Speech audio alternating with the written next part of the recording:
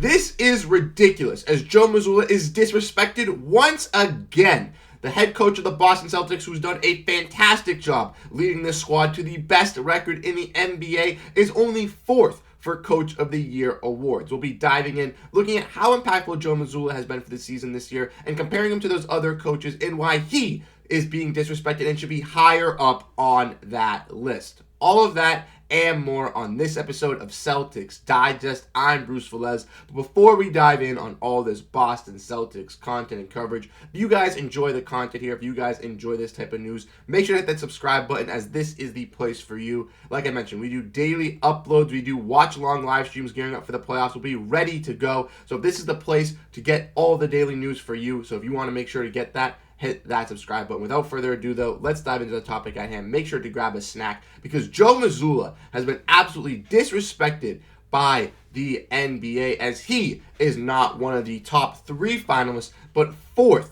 for Coach of the Year. And if we want to look at this Reddit post, we can see, despite having 62 wins on the year for his name, Coach Joe Mazzulla is only in 4th place for the Coach of the Year odds. The 3 coaches ahead of him are Mark Daigneault from the Oklahoma City Thunder, Chris Finch of the Minnesota Timberwolves, and Jamal Mosley of the Orlando Magic. Now, all 3 of these guys are definitely credible to be winning Coach of the Year, but Joe Mazzulla, a guy who came in last season abruptly following the whole Ime Udoka mess, led this Boston Celtics squad back to a deep playoff run. They made the Eastern Conference Finals, obviously playing the Miami Heat, and that was a big mismotion with the squad. Obviously, new coach getting thrown in, new roster changes here and there getting adjusted. It was definitely a little bit difficult for the Boston Celtics here, but they still persevered. They still made it. They still did it, which is absolutely fantastic to see. And Joe Mazzulla has done again this year, done it again, getting his coaching staff ready, getting everybody ready to go. He has proven that he is one of the best coaches in the NBA, leading one of the best rosters, and doing it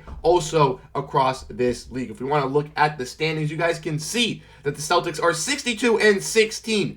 No team is near them. They've already locked up the best record in the NBA, 12 games ahead of everybody in the Eastern Conference, about 8 or 6 games ahead of everybody in the Western Conference. The Celtics are in a league of their own, and that is why step and reason 1, Joe Mazzulla should be higher up on the list. The next reasoning why is the Celtics have one of the best net ratings across NBA history. This is courtesy of StatMuse, but if you want to look, you guys can see that the Boston Celtics team this year has the 3rd best net rating of all time, beating all the Golden State Warriors dynasties and only falling to the Chicago Bulls. Absolutely amazing to see there with the Boston Celtics, proving that not just on the offensive side, but on the defensive side of the ball as well, this team is fantastic and it can excel on both sides. Joe Mazzulla has made that a priority,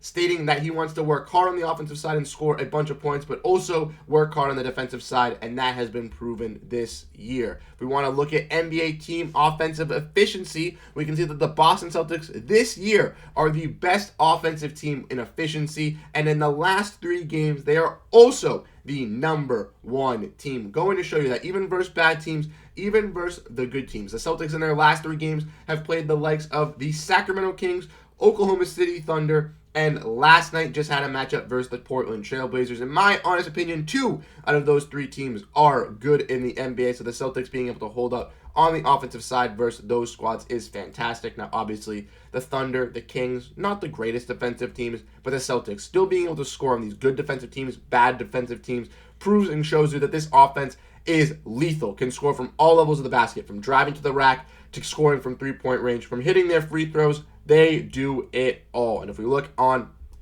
the defensive side as well, we can see that the Celtics are the number 2 defensive rated team, behind only the Minnesota Timberwolves, who also had a guy in Chris Finch who was nominated for this list. Now, if we want to look back at this list, we can kind of debate and go over who I think Joe Mazzulla should be ahead of. Now, Jamal Mosley has done a fantastic job building a culture in Orlando. As we all know, the Magic, if we want to look at this list, has soared up the ranks in the Eastern Conference. They are currently sitting at the 4th spot, could be competing for that 3, and could be one of the major competitors in the Eastern Conference in the future. Jamal Mosley has done fantastic building an actual culture, turning everything around in Orlando.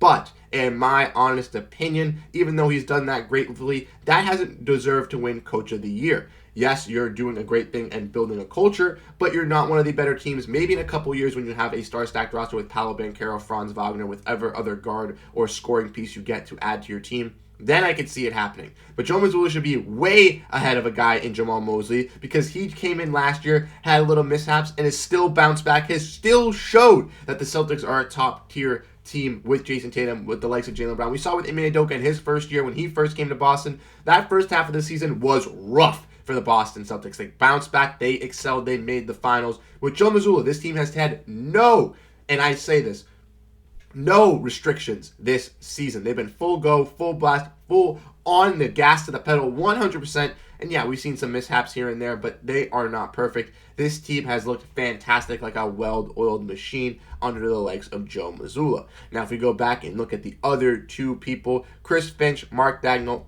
have done a fantastic job. Obviously, Chris Finch and Mark Daigneault leading the Oklahoma City Thunder and Minnesota Timberwolves, competing in that Western Conference. They definitely deserve to be up in the ranks. Mark Daigneault obviously having one of the youngest rosters in the NBA with Shai Gilgeous-Alexander, Chet Holmgren, Jalen Williams kind of leading the squad, a bunch of young contenders, a bunch of young players fighting for that, for this team, for that culture. He's done an ultimate and successful job in building, team that's really, rose from the bottom really, really quickly over the last couple of seasons. And the Timberwolves, like I mentioned, best defensive team with Chris Finch. Rudy Gobert has really unlocked on that defensive side. Karl-Anthony Towns has taken over. Anthony Edwards has taken that leap, has taken that step into the superstar stardom in the NBA. And the Timberwolves and Thunder have been, competing with the Nuggets, the reigning NBA championships atop of the Western Conference, battling them back and forth for the whole entire year. The Timberwolves had it for a majority of the season with the Thunder and Nuggets battling in second and third. But as we've seen with Karl-Anthony Towns going down with injuries, the Thunder resting some of their guys,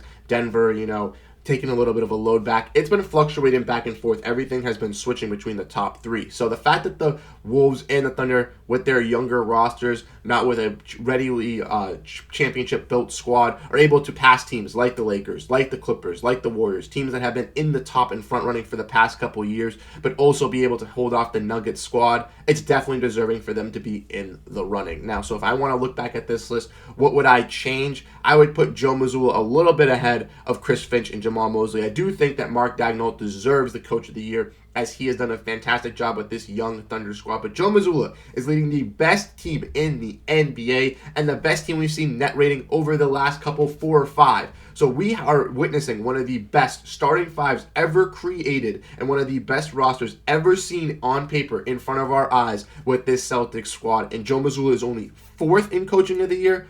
Yes, I get it. Jayson Tatum's a star. Jaylen Brown's a star. Kristaps Porzingis, Jrue Holiday, those guys are, star-esque players, but have taken a little bit of a sacrificial role. Al Horford could still be a starter. Derrick White's a fantastic role player. He could be a 3rd or 4th scoring option on any contending team. I get it. We have the pieces. Payton Pritchard has stepped up offensively and defensively. Luke Kornet. We have Sam Hauser, some great role players on the bench. I understand we have a star-talented team. We have star-talented coaching with Sam Cassell and Charles Lee added, but that should not hinder and not disrespect Joe Mazzulla because he is the forefront of this squad. He has taken over the throne, and like we mentioned, when Ime Udoka first came in, he had a little of a rocky start. Joe Mazzulla came in, had nothing put in place, and still succeeded with the Celtics squad, bringing them to Game 7 of the Finals last year, and this year with a full squad ready to go, a full game plan to set forth with his team, with his coaches to get the hirings that he wanted.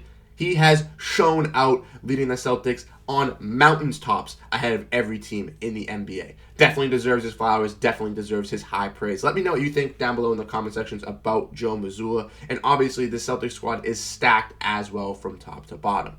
Now, as you guys know, the last part of the video today is Comment of the Day. So like I just mentioned, if you enjoy these types of videos, if you want to be the sole selection for Comment of the Day, make sure to drop your thoughts down below and you could be selected for the next video. But we got another comment of the day here from one of our, prized comment of the day, guys. JWord8237. He's left a couple comments on here the past couple days. Has been picked for comment of the day in the past, but he says that he would love to see Jrue Holiday retire a Boston Celtic. Milwaukee made a mistake trading him, and I couldn't agree more, JWord. In my honest opinion, I think that it's absolutely fantastic that the Celtics were able to nab a guy like Jrue Holiday from the Milwaukee Bucks. He's been a true game changer, has been that Marcus Smart guy that we've had, but a little less selfish, wants to be better with, getting opportunities for the opponents, and is a little bit more efficient from the 3 ball than like we saw with Marcus. Felt like with Marcus, it was a little bit more shot chucky, and I can say that because he's my favorite player, but with Jrue, it's been a little bit more sound. He's missed a couple shots ever since he's came back with his dead arm injury, but getting into the swing of things, getting into the rhythm, we saw that last night versus the Blazers, hitting his shots a little bit more, and hopefully through the next couple weeks and getting ready for the season,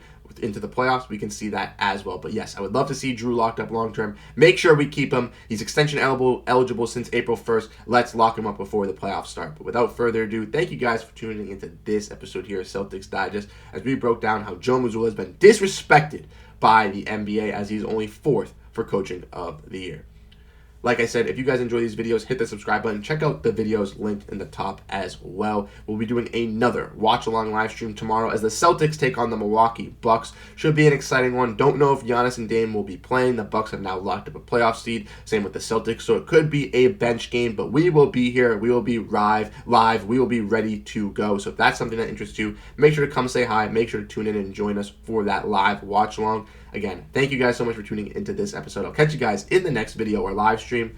Peace out. Have a great day.